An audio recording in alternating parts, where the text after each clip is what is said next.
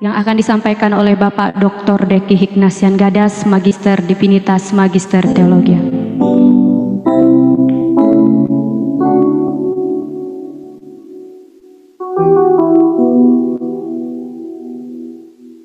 Ya, yang terhormat para pengurus yayasan, para waket, para kaprodi. Sekarang kita sudah punya 2 kaprodi, kaprodi S1 Teologi dan kaprodi S2 yang dijabat oleh Dr. Miriwati. Kemudian para dosen, baik itu dosen di program regular maupun dosen PSJJ yang mengikuti via Zoom, para staf dan para mahasiswa. Nah, para mahasiswa baik yang ada di sini maupun yang ada di PSJJ ya, yang mengikuti via Zoom. Ini pada ikut atau tidak ini ya? Coba cek dulu berapa orang yang ikut ini. Oke ya. Ya, salam buat kita semua. Saudara-saudara, dalam bulan ini dan juga selama libur ini, target untuk kita mencari mahasiswa baru seperti biasa untuk program S1 itu 50 orang. Dan saat ini yang sudah terdaftar itu lebih dari 30 orang, 32 atau berapalah. Kemarin saya dapat catatan sudah ada 32. Artinya masih ada belasan lagi yang kita perlu dapatkan untuk target dari 50 orang per tahun ajaran untuk yang program regular di kampus ini. Dan untuk yang S2 kita akan baru mulai itu Agustus. Dan puji Tuhan yang daftar sekarang itu sudah lebih 20 orang. Mayoritas itu dari Sinode Girmita. Ya, kita tepuk tangan dulu untuk Girmita. Girmita itu Gereja Masehi Injili Talaut. Jadi saudara ingat bulan April kemarin saya pelayanan di sana disambut dengan baik oleh Pak Ketua Sinodenya Bapak Pendeta Dr.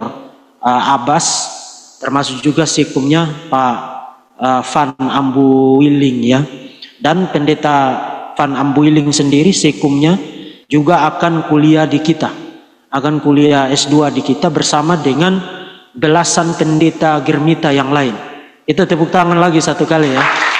Nah, jadi pelayanan kemarin bulan April itu bukan hanya membawa berkat materi firman Tuhan di sana, tapi juga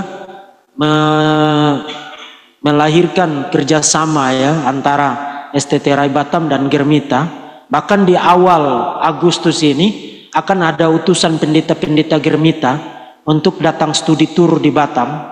Jadi mereka akan tur ke Singapura tapi sekaligus singgah di STT Rai Batam untuk mengikuti kuliah umum untuk para pendeta Girmita, dan itu akan dilaksanakan di sini. Ya, puji Tuhan ya. Kita berharap sinode-sinode yang lain juga mulai terbuka untuk kerjasama dengan kita. Tapi untuk angkatan pertama S2 kita sudah hampir pasti untuk kita mulai. Karena peserta didiknya itu sudah di atas 20 orang. Kemarin saya kasih arahan ke PPMB itu 15-20, oke kita bisa mulai. Tapi sudah melebihi target. Selain itu juga ada beberapa yang mendaftar ya dari daerah-daerah lain, dan sekarang kita sedang jajaki untuk sistem perkuliahannya, termasuk sistem monitoring dan evaluasinya. Itu juga kita sedang jajaki untuk bisa langsung terintegrasi dengan Siakat, termasuk juga terintegrasi dengan SIMKEU yang tadi sudah disinggung oleh Waket 2 ya. Jadi ke depan semua tertib akademik, tertib administrasi. Kalau masih manual kan saudara masih bisa miring-miring kepala ya. Bu, belum ada duitnya. Tapi kalau sudah pakai sistem online, itu tidak ada istilah miring-miring kepala. Kalau saudara tidak penuhi kewajiban saudara, otomatis saudara tidak bisa print KRS-nya, tidak bisa print KHS-nya, dan tidak bisa mengikuti perkuliahan dan seterusnya. Jadi sekarang kita sedang memutakhirkan semua sistem informasi kita dengan yang paling canggih sekarang ya, yang paling mutakhir sekarang. Siakat kita sudah gunakan. Sekarang kita kemarin sudah ada pelatihan untuk SIMKEU, sistem keuangan. Jadi ke depan itu tidak bisa mendadak-mendadak lagi. Tidak ada lagi anggaran mendadak-mendadak, kegiatan mendadak-mendadak lagi. Semua sudah harus direncanakan dan diintegrasikan, diisi di SIMKEU. di awal semester, kemudian nanti dievaluasi di akhir semester. Termasuk bagi Bapak Ibu dosen, juga kita umumkan sekarang, tadi diarahkan soal penelitian ya, di anggaran di semester baru nanti kita sudah akan ada anggaran khusus untuk penelitian. Jadi bagi Bapak Ibu yang meneliti bisa mengajukan, harus ada proposalnya, kemudian nanti kalau sudah luarannya sudah pasti, artinya sudah pasti dipublikasikan, baru kita akan cairkan dana untuk penelitian. Hal yang sama juga untuk PKM ya, pengabdian kepada masyarakat. Karena sekarang berdasarkan arahan dari Ban PT, itu semua harus dianggarkan di awal semester. Jadi kita tidak akan bikin anggaran mendadak dan lain sebagainya. Nah, terkait dengan penambahan jumlah mahasiswa itu, otomatis sarana prasarana yang juga tadi sudah disinggung, itu kita harus berjuang untuk tingkatkan. Di lantai 1 di bawah itu tempat ruang makan itu masih ada 7 toilet, 7 atau 8 toilet dan kamar mandi yang sekarang sedang diupayakan untuk harus ada. Karena jumlah yang sekarang saja itu sudah tidak memungkinkan untuk jumlah kamar mandi dan jumlah toilet kita. Nanti saudara alasan telat kuliah karena ngantri kan. Sebenarnya itu tidak bisa jadi alasan. Kalau memang toiletnya tidak cukup ya ngantrinya lebih awal kan. Jangan pas kamu sudah mau kuliah baru kamu pergi ngantri. Otomatis terlambat. Tapi supaya memudahkan, siapa tahu mendadak sakit perutnya bareng-bareng, kan repot kita. Jadi toiletnya kita perlu perbanyak ya. Kita akan tambah 7-8 lagi di bawah, termasuk memperlebar ruang makan itu supaya saudara duduknya tidak desak-desakan di situ, termasuk juga asrama dan lain sebagainya. Itu kita harus berusaha supaya disiapkan selama liburan ini. Dan karena itu kita perlu banyak berdoa bersama-sama. Kemarin saya kasih arahan ke BEM itu, setiap hari harus ada kelompok mahasiswa yang berdoa. Sudah dibentuk? Sudah?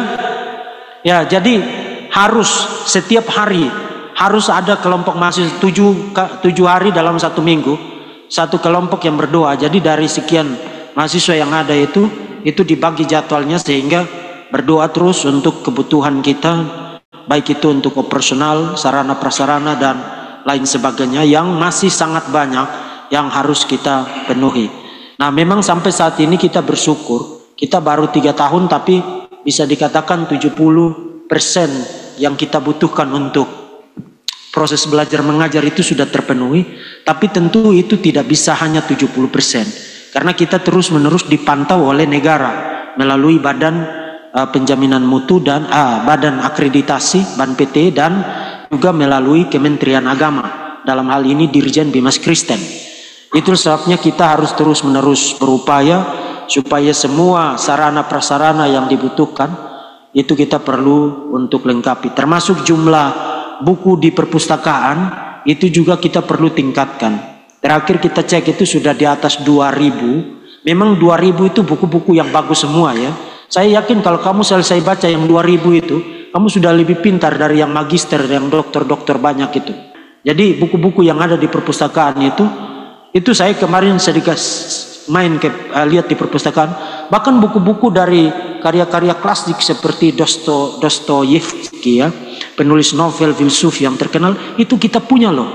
Yang terkenal itu The Idiot ya, itu buku yang sangat terkenal sekali. Tapi supaya jangan panjang saya tidak bahas di sini. Tapi intinya kita punya banyak buku dari para penulis hebat, John Calvin, Luther, semua buku-buku yang penting di dalam sejarah itu kita sudah punya sampelnya, sudah punya satu-satu eksemplar di perpustakaan. Belum lagi yang tadi sudah dikasih tahu ya, itu akan diupload sekitar 5.000 sampai 10.000 buku digital di repositori kita di Siakat itu. Jadi Bapak Ibu yang dosen termasuk mahasiswa PSJJ itu langsung bisa punya akses ke Siakat. Jadi mau nulis paper, nulis skripsi atau nulis artikel jurnal, saudara tinggal duduk di rumah, yang penting punya internet, saudara bisa akses buku-buku yang ada di repositori kita. Itu sedang diupload oleh operator kita melalui Siakat ya.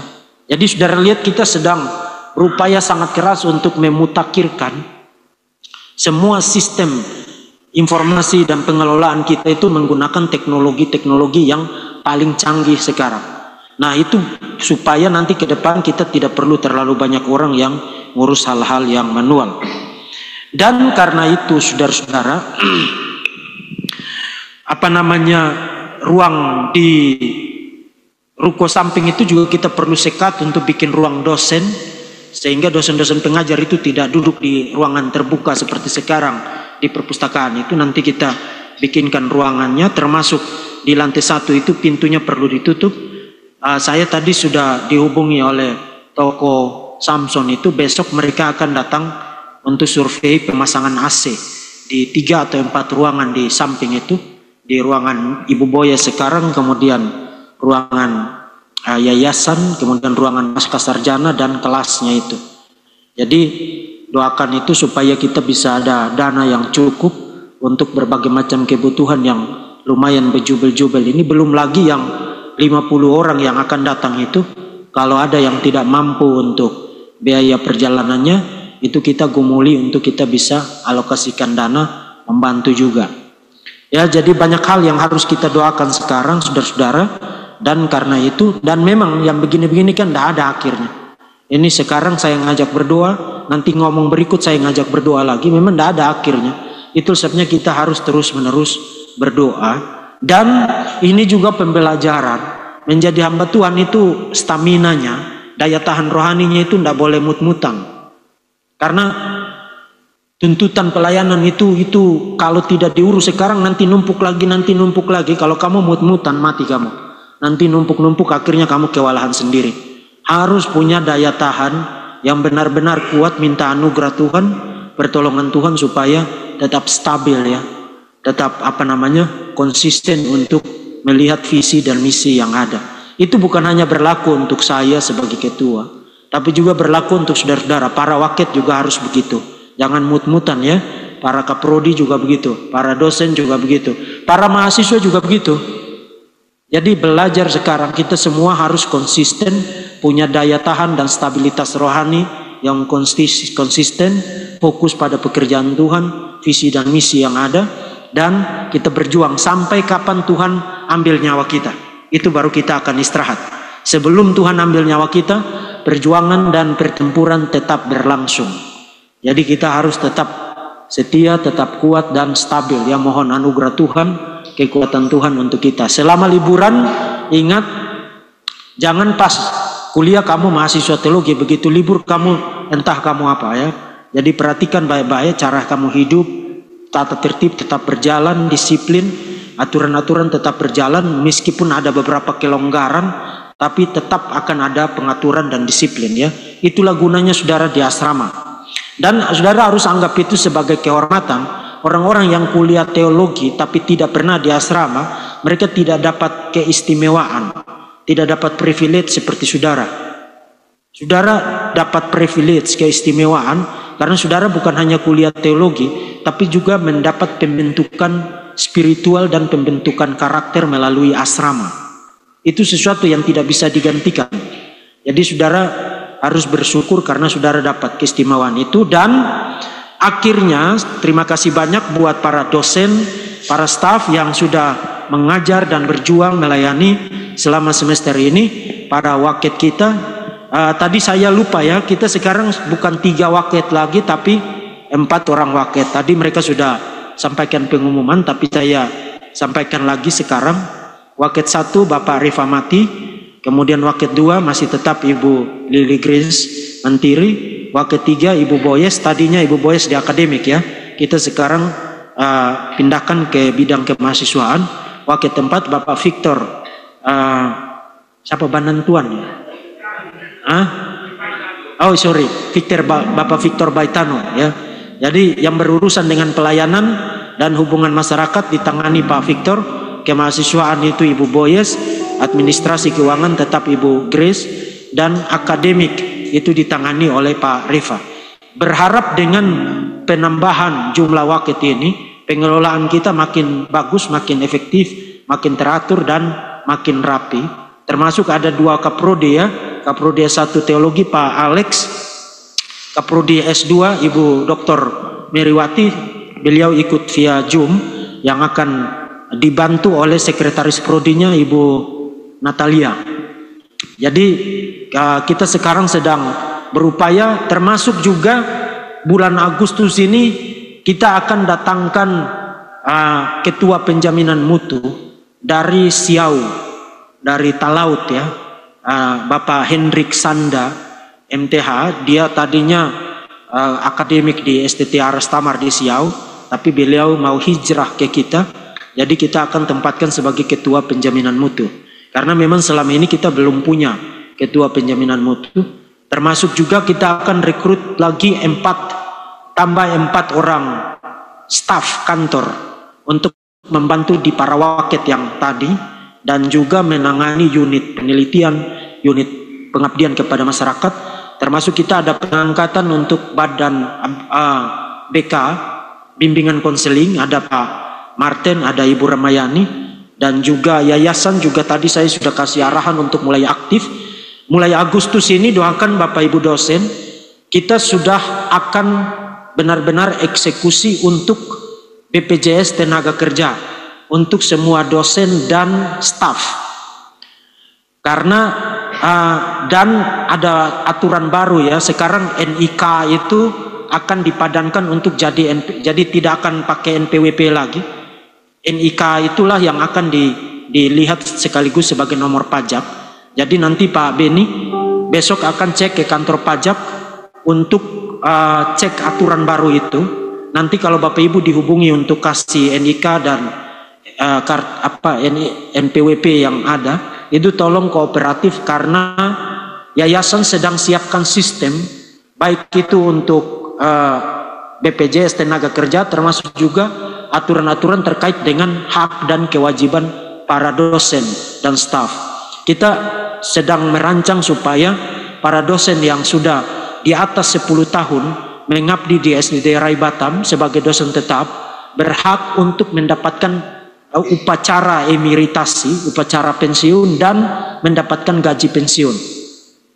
Karena kita mau supaya orang-orang yang bekerja melayani di sini bukan hanya dipakai tenaganya selama dia kuat, setelah dia tidak kuat kemudian apa istilahnya, habis manis sepah dibuang.